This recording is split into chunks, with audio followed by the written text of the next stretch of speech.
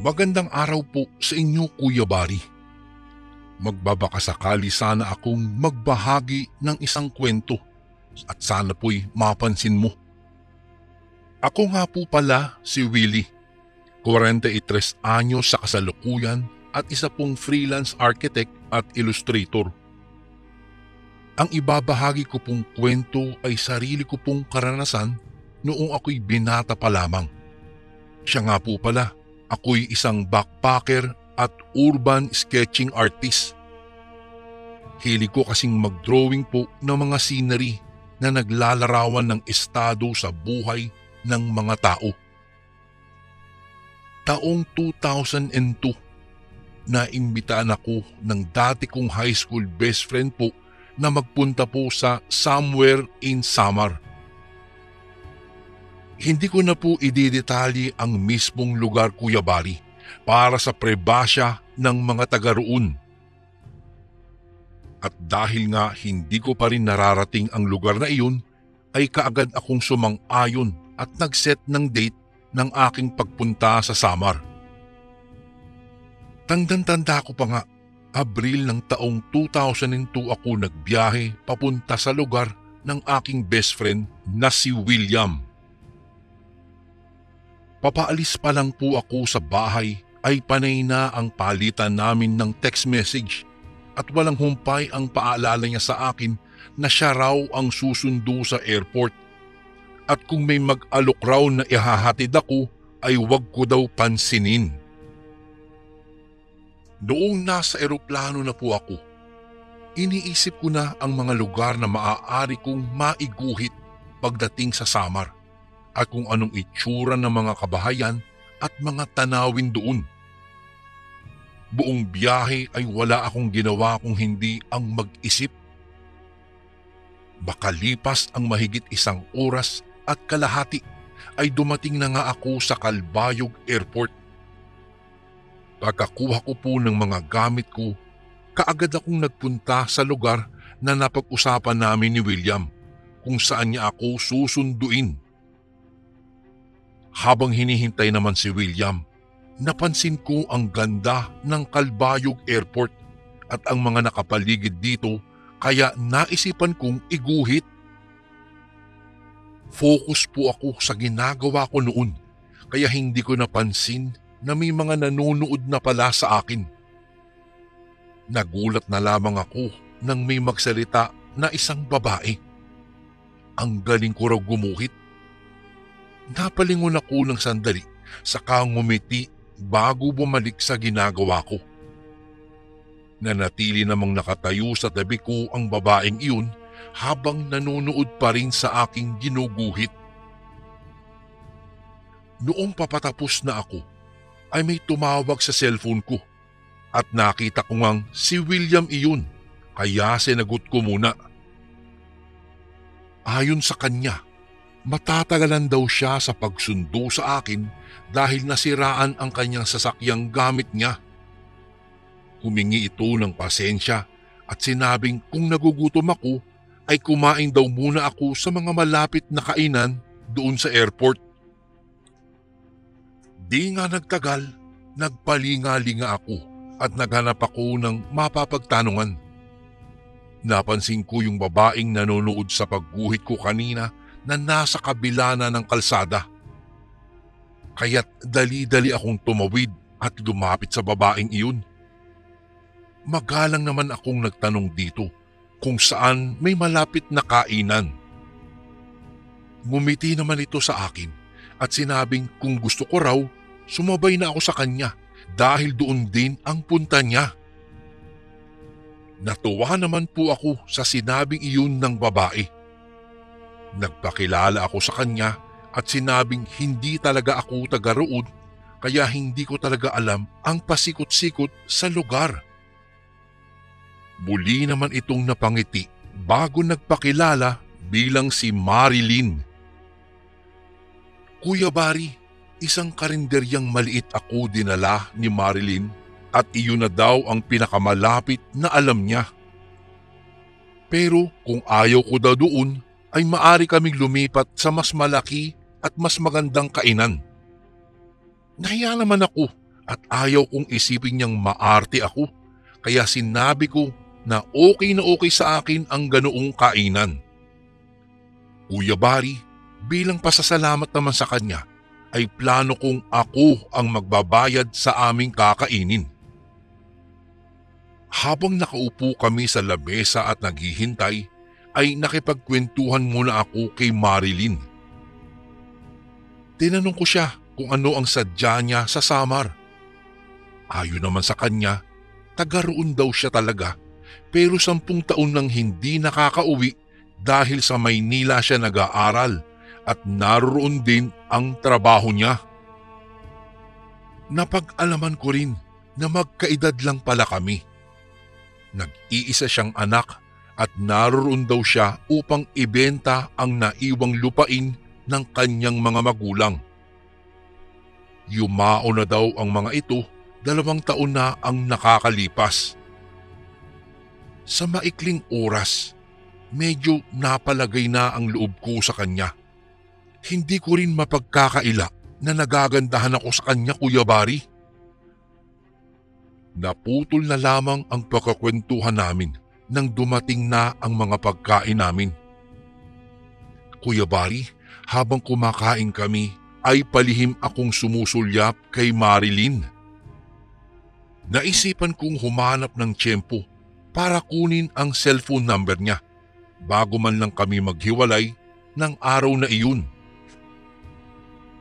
Habang nasa kalagitnaan kami ng pagkain ay muling tumawag si William. Panay ang hingi nito ng pasensya dahil mukhang natatagalan daw ang pag-aayos ng kanyang sasakyan. Tinanong nito kung nasaan daw ako at kung naiinip na daw ba ako. Tumayo ako at nagpaalam muna kay Marilyn. Tumango lamang ito habang nakangiti naman. Medyo lumayo lang ako ng kaunti bago ko sinabi kay William na ayos lang ako. Hindi ako naiinip dahil may nakilala akong babae at kasama kong kumakain ng mga oras na iyon.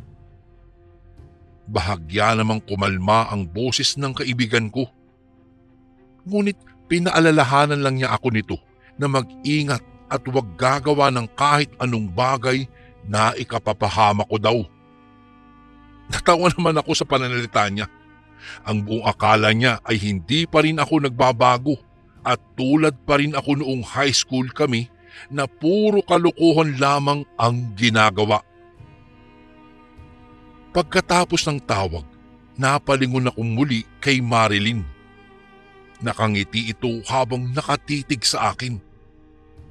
Pagbalik ko sa kinauupuan ko, nagtanong ako kung aalis na ba siya pagkatapos namin kumain. Sumagot naman ito na pwede naman daw niya akong samahan habang hinihintay ang susundo sa akin. Magaan daw kasi ang loob niya sa akin. Kuya Bari, natuwa ako sa sinabing iyon ni Marilyn. Sa totoo lang talaga, habang humahaba ang oras na kasama ko siya, pakiramdam ko ay parang matagal ko na siyang kakilala. Umabot na ng 3:00 ng hapon, hindi pa rin dumarating itong si William. Nag-uumpisa na akong mainip at makaramdam na ng hiya kay Marilyn, kaya sinabi ko sa kanya na maaari na niya akong iwan at baka naghihintay na rin sa kanya ang mga kamag-anak niya. Muling nagtanong naman si Marilyn kung saan daw ba ako papunta at kung alam ko raw ba ang pangalan ng lugar ng kaibigan ko. Sinabi ko naman ang baryo at natuwa ito dahil magkalapit lang daw pala ang lugar na pupuntahan namin. Inaya ako nito na sumabay na lamang sa kanya para hindi na ako mainip sa paghihintay. Dahil nga naiinip na ako, Kuya Bari, ay pumayag ako sa alok ni Marilyn. Sinubukan kong tawagan muli si William para sabihin doon na kami magkita sa baryo nila, pero out of coverage area na ang telepono niya. At dahil ayaw kong abutin ako ng gabi sa lugar na iyon, sumama na ako kay Marilyn Habang nasa biyahe kami, panay pa rin ang subo kong tawagan ang kaibigan ko. Ngunit nakapatay talaga ang telepono nito kaya nag-text na lamang ako at sinabing sa baryo na lang kami magkita.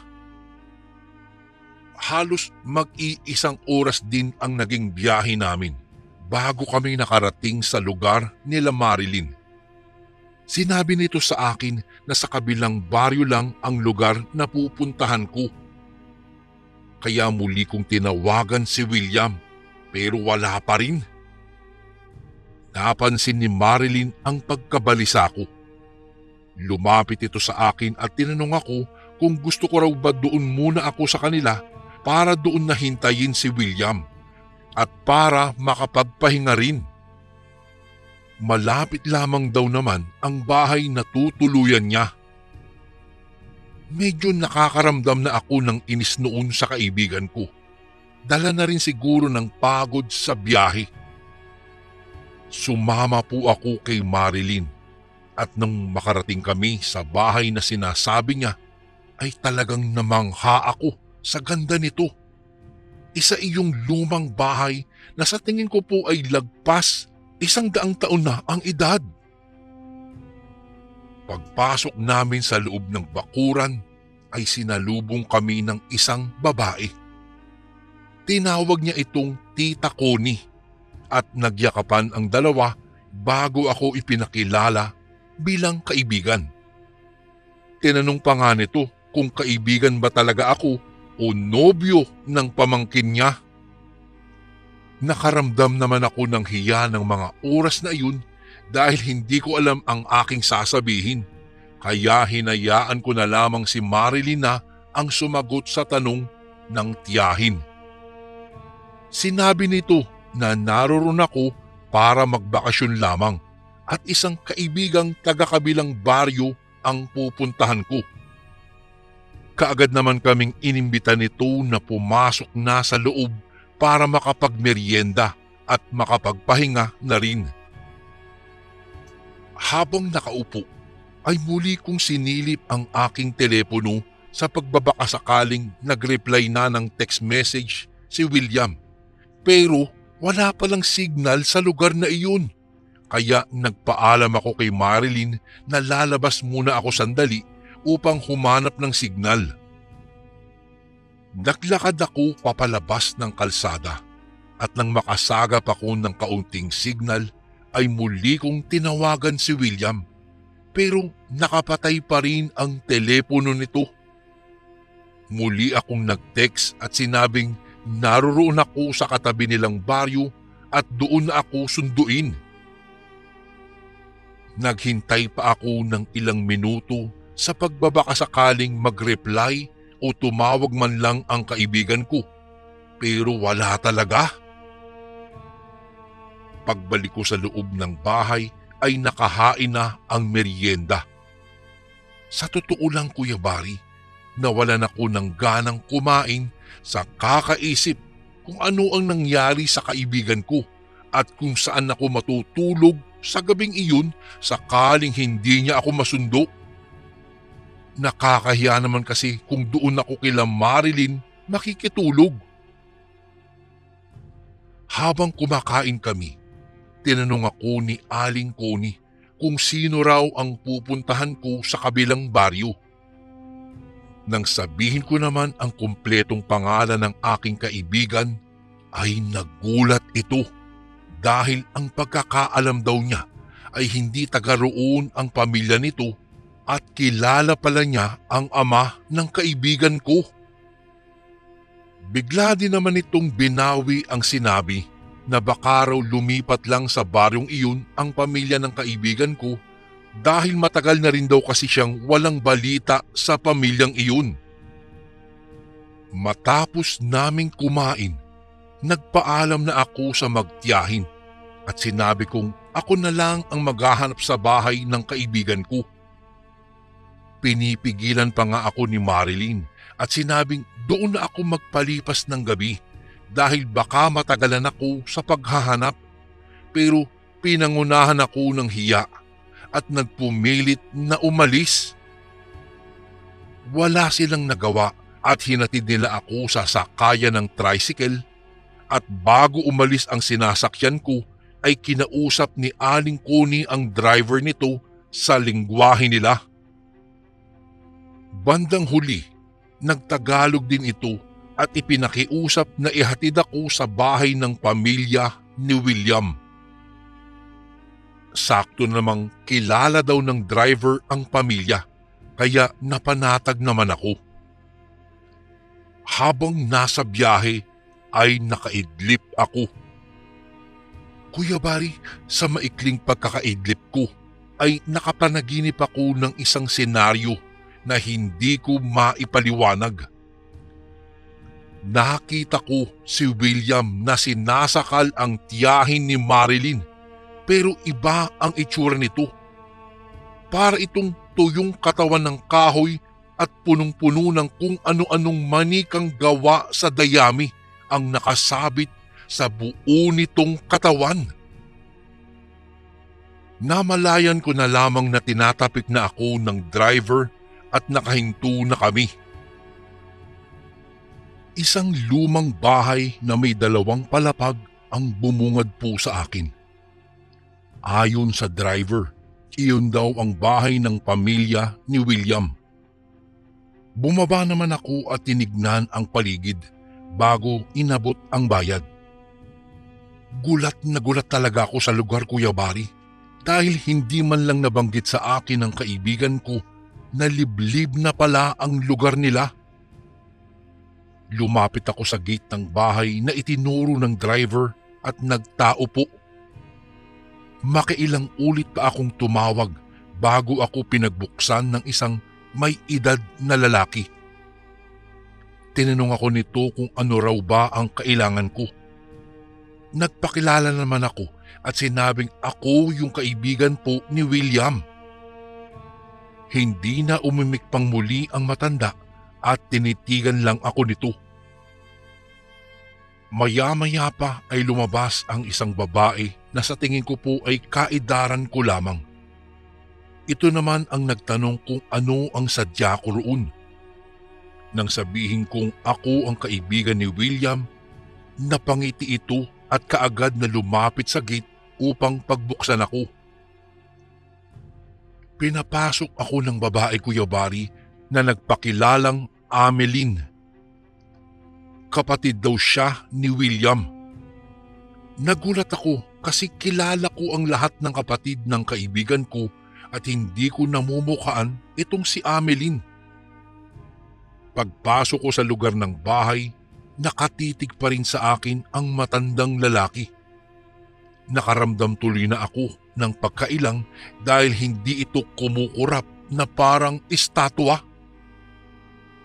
Tinanong ko si Ameline kung nakontak ba nila si William kasi kako kanina ko pa tinatawagan ngunit nakapatay yata ang cellphone nito. Sumagot naman ang babae at sinabi nitong alam na raw ni William na naroon ako sa bahay at pabalik na rin ito. Nakahinga na ako ng maluwag sa sinabing iyon ni Ameline pero bigla naman akong nakaramdam ng takot sa bahay nila. Para ba kasing may mga matang nakamasid lang sa akin at pinagmamasdan ang bawat kilos at galaw ko. Idagdag mo pa, Kuya Bari, ang matandang lalaki na nakatitig pa rin sa akin ng mga sandaling iyon. Nilapitan ni Ameline ang matanda at inakay ito papasok sa isang kwartong nasa tabi lamang ng hagdanan para patulugin na. Ilang minuto lamang ay muli itong lumabas at humingi ng dispensa sa akin. Sabi niya, nag-uulyanin na raw ang lolo nila kaya ganoon na lamang ito kung makakilos. Ilang sandali lang at nagpaalam itong aakyat daw sandali para ihanda ang kwartong tutulugan ko. Tumango naman ako kay Ameline at nagpasalamat. Noong mga oras na iyon, napakaraming tanong sa aking isipan. Kung ano nga ba ang nangyari kay William at kung gaano ba kalaki ang naging aberya ng sasakyang ginagamit nito. Habang nakaupo po ako, ay ramdam ko ang gumagapang na kilabot sa buo kong katawan na umabot na hanggang sa batok. Ramdam ko pa rin kasi na parang may taong nakatitig sa akin sa paligid. Nakadagdag pa sa kilabot ko ang napakatahimik na lugar na para bang walang kapitbahay. 7:00 pa lang naman iyon ng gabi pero parang hating gabi na sa sobrang katahimikan. Ilang minuto pa, pumanaog na si Ameline at sinabi nitong kung gusto ko na daw ba magpahinga muna at doon ko na hintayin si William. Dahil naman sa tindi ng pagod ko, sumang-ayon na ako sa sinabi ng babae. Umakyat na ako sa itaas. Pag-akyat ko, Kuya Bari, sa hagdan, nakaamoy ako ng kakaibang amoy. Parang may kung anong nabubulok na patay na hayop kaya napapahid ako sa aking ilong sabay singa ng bahagya dahil hindi ko kinaya ang amoy. Tumingin-tingin naman ako sa paligid at napansin kong napakaraming nagkalat na tuyong dahon at kung ano-ano pang kalat na nasa sahig. Kuya Bari, kilala ko si William. High school pa lang kami ay napakamitikuloso nitong tao at ayaw na ayaw nitong makalat at marumi ang paligid. Palagi kaming magkasama sa grupo ng cleaners noon at napakamabusisi nito pagdating sa paglilinis kaya nga gulat na gulat talaga ako sa mga kalat sa bahay nila. Pagpasok ko sa loob ng kwarto, medyo nakahinga ako ng maayos dahil hindi na umaabot doon ang masangsang na amoy na naamoy ko kanina. Malinis ang buong paligid. Malinis yung silid, mabango ang kubrekama at mga unan. Inilapag ko muna sa tabi ang aking bag at nahiga kaagad sa kama. Habang nakahiga ay muli kong tinignan ang aking telepono. Wala na namang signal. Isinandal ko ang isa kong braso sa aking noo habang nakatitig sa kisame nang nag-iisip. Maya-maya lang ay hindi ko na namalayang nakatulog na pala ako. Pakiramdam ko ay ilang minuto pa lang akong nakakaidlip nang bigla akong mapabalikwas ng bangon dahil sa mga usapang nadinig ko sa labas ng aking kwarto. Ang buong akala ko, dumating na si William kaya lalabas sana ako pero para akong nanghina na hindi ko maintindihan.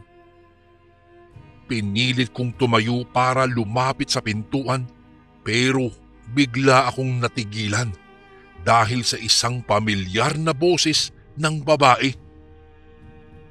Isang matandang lalaki ang nagsalita at inutusan nito ang babae na ihanda na ang mga kailangan at tinawag nito ang babae sa pangalang Connie. Kahit nakakaramdam pa ako ng panghihina at pagkahilo, ay dahan-dahan kong binuksan ang pintuan para sumilip. Nang makita kong walang tao, ay maingat akong humakbang papalapit sa hagdanan para silipin ang mga nag-uusap. Nakita ko si Aling Connie na kausap ang sinasabing lolo ni Ameline. Nakaramdam na ako ng kakaiba dahil sa tono ng pananalita nila kaya dali-dali akong bumalik sa kwarto at hinagilap ang cellphone. Itinaas ko ito sa pagbabaka sakaling makakuha ng signal ngunit wala talaga. Nang madinig kong may umakyat sa hagdanan ay muli akong bumalik sa pagkakahiga ng padapa. Nadinig ko ring may nagbukas bigla ng pintuan at muli itong isinara. Kung ano-ano na ang tanong na pumapasok sa isipan ko ng mga oras na iyon, Kuya Bari. Pakiramdam ko talaga ay nasa maling bahay at baryo ako. Ilang minuto pa, nakarinig na naman ako ng mas marami pang taong nag-uusap doon sa ibaba ng bahay. Alam kong hindi na tama ang mga nangyayari, kaya nagdesisyon akong lumabas sana sa bintana para tumakas na. Pero bago pa man ako makalabas ay nadinig kong may mga taong papalapit sa malawak na likurang bahagi ng bahay kung saan nakapwesto ang bintanang dadaanan ko sana. Dali-dali akong nagkubli. Ilang sandali lang at nakita ko na ang mga taong nakasuot ng mahahabang damit at may hawak na kandilang puti. Isa-isa nila itong itinulos sa isang dambana na may kakaibang rebulto. Isang imahe ng lalaki na putol ang isang paa na may hawak na kung ano ang itsura noon. Mayroon ding mga bakas ng kulay itim na likido sa buong dambana. Noon ko lang din napansin na dito nagmumula ang mabaho at nabubulok na amoy. Muli kong tinungo ang pintuan at dahan-dahan itong binuksan ng maliit. Sumilip ako sa labas at nang wala na akong makitang tao, ay kaagad kong binitbit ang aking bag bago lumabas. Maingat akong humakbang papalapit sa hagdanan. Sumilip rin muna ako kung may mga tao pa ba sa ibaba at nang wala na akong makita, dali-dali na akong humakbang papunta sa pintuan. Noong bubuksan ko na sana ang pinto, ay narinig kong inutusan ng matandang lalaki ang mga kasamahan nito na puntahan na ako sa kwarto. Sa sobrang takot ko ay inakyat ko ang bakod saka ako tumalon. Sumabit pa nga ang paa ko sa isang matulis na bagay. Ramdam ko ang hapdi ng sugat pero tiniis ko ito. Dire-diretso akong tumakbo papalayo talaga. Hindi ko na alam ang aking pupuntahan kaya nagpatuloy na lamang ako sa aking pagtakbo. Nang makalayo ako sa bahay ay bahagya akong napahinga habang panay pa rin ang paglingon ko sa aking likuran. Kuya Bari, ang buong akala ko ay natakasan ko na ang grupo. Pero sa dulo ng daang tinatahak ko ay natanaw ko ang mga kalalakihang nakatayo sa gitna ng kalsada. Dali-dali akong nagkubli sa isang malaking puno ng akasya. Bahagya kong sinilip ang mga kalalakihan at nang makita kong papalapit na ang mga ito ay abot-abot na ang pagdarasal ko at halos mawala na rin ng lakas ang aking mga binti dahil sa tindi ng takot ko. Pakiramdam ko noon ay maiihi ako at lalagnatin. Nagpalinga-linga ako sa paligid para maghanap ng maaaring puntahan pero walang ibang dadaanan kung hindi ang kalsadang tinatahak ko lang. Muli akong sumilip sa mga kalalakihan. Laking gulat ko dahil halos ilang metro na lang ang layo ng mga ito sa akin at lahat sila ay nakatitig sa lugar na pinagkukublihan ko. Maya-maya pa, nakarinig ako ng mga boses na tila papalapit mula sa aking likuran. Naisip ko noon na kung anuman ang plano sa akin ng mga taong iyon ay hindi maaaring hindi ako makatabla. Kaya inilabas ko ang mga lapis ko sa bag at walang pagdadalawang isip na sinugod ko ang grupo ng kalalakihang nakaharang sa daan. Ang nasa isip ko noon talaga ay ang sino mang hahawak sa akin ay sasaksakin ko sa mata o lalamunan.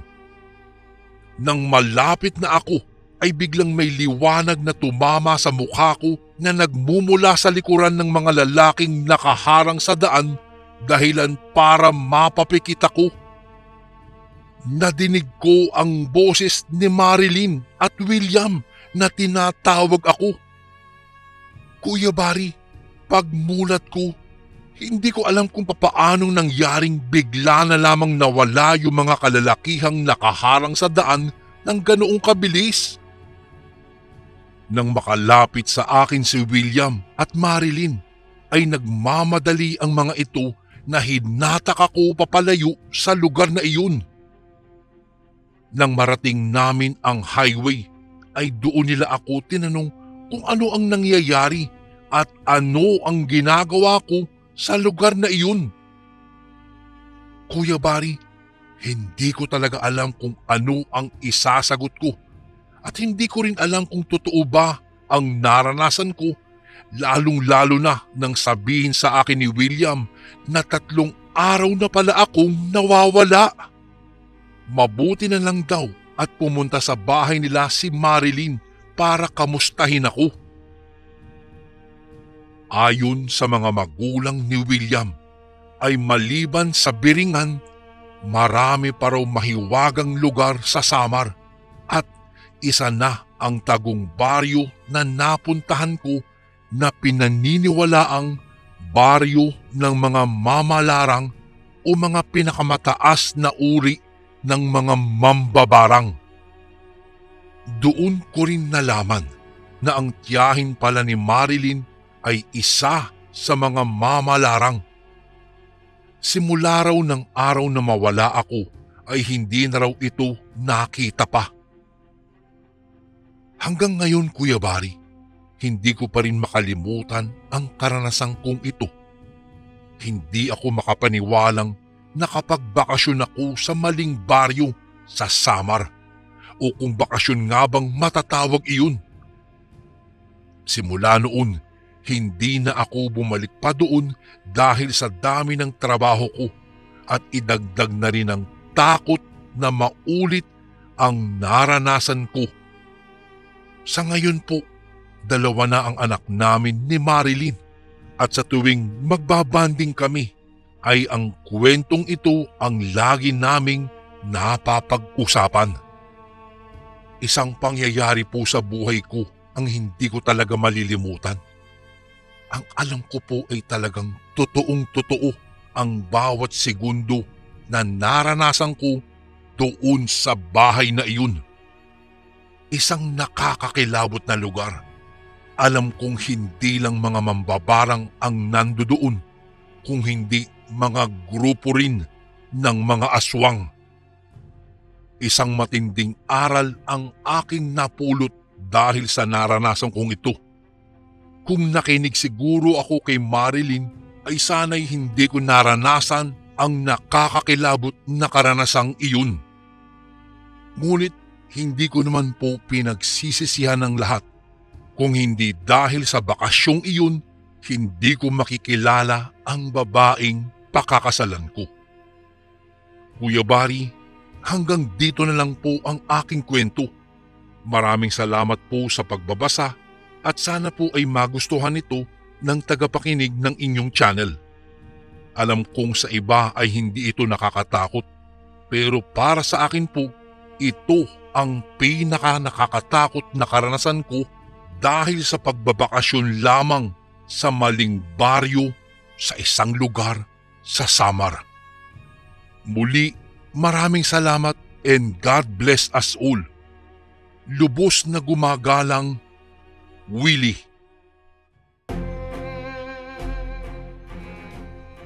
And again, maraming salamat po mga kasundo. Don't forget to subscribe and i-click nyo lang po yung bell na button para updated po kayo sa mga upcoming videos namin na paparating.